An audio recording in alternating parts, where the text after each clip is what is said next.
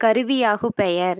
ஒரு கருவியின் பெயர் அக்கருவியால் செய்யப்படும் காரியத்திற்கு ஆகி வருவது. எடுத்துக்காட்டு யாழ் கேட்டு மகிழ்ந்தேன். யாழ் என்பது கருவியின் பெயர். அதனால் உருவாகும் இசைக்கு ஆகி வந்துள்ளது.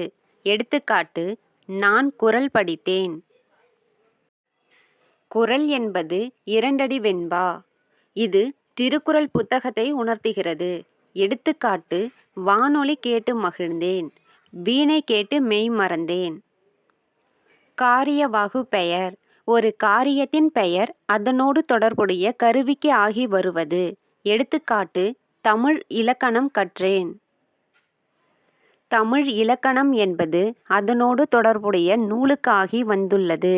எடுத்துக்காட்டு நன்னூல் கற்றேன். நன்னூல் என்பது நூற்பாக்களால் ஆன காரியம்.